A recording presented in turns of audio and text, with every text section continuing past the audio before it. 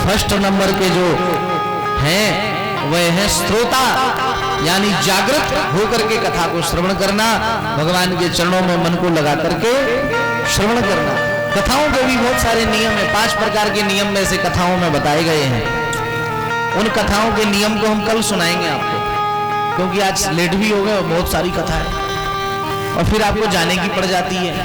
भोजन बनाना है, दूध निकालना है, गाय भैंस को सांधी, यही है ना।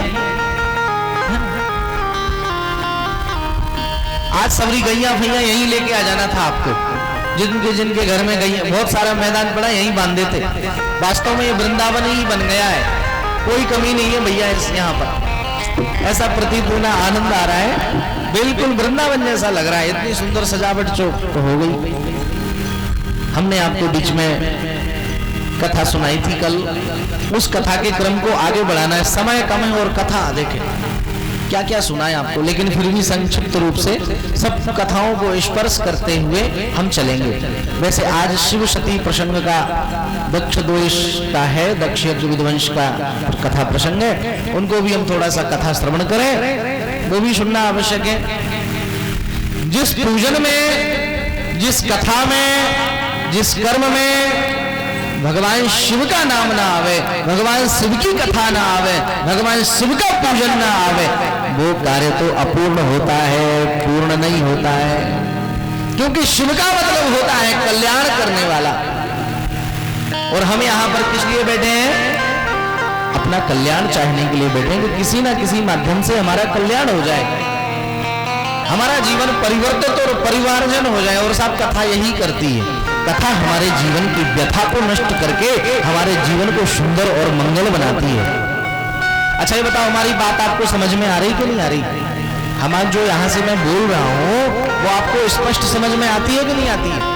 आगे वालों को आती होगी, पीछे वाले मोहल्ले वाले बताएं, आ रही है हमारी कथा आपकी समझ में? हाथ उठाएं, किस किस को कथा समझ में आ रही है?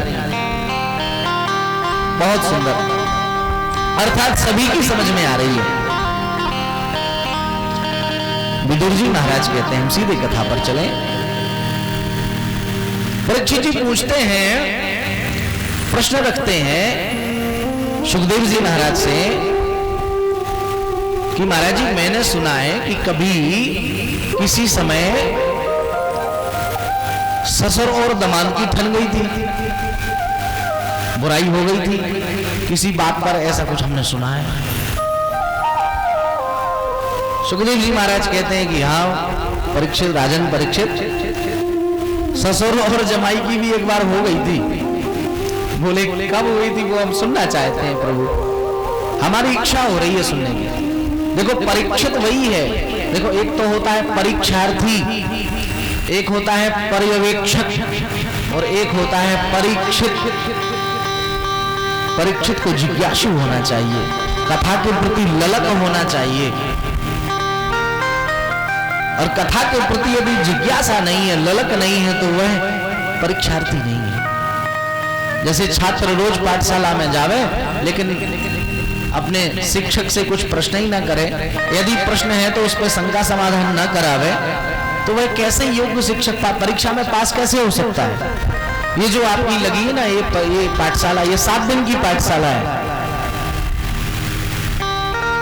और इसकी परीक्षा अंतिम दिन है 23 तारीख को। तो कहते हैं महाराज वो हमको सुनाइए, हमारी जिज्ञासा हो रही है, अंदर से बहुत मन कर रहा है।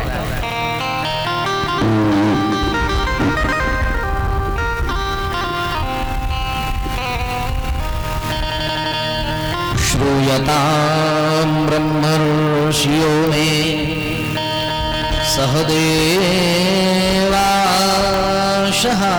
सहदेवाशहाग्नयः साधूनां ब्रुवतो वृन्तो नाज्ञानानां च मत्सरात्। कहते हैं एक बार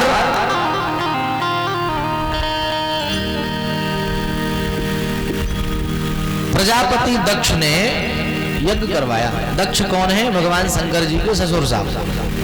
उन्होंने एक यज्ञ करवाया और जब उन्होंने यज्ञ करवाया तो सब यज्ञ में सभी देवता उसमें, उसी यज्ञ की तो एक कथा है, एक यज्ञ करवाया था, उसमें सबको बुलाया था, लेकिन शंकर भगवान को नहीं बुलाया था। बस इतनी सी तो बात थी।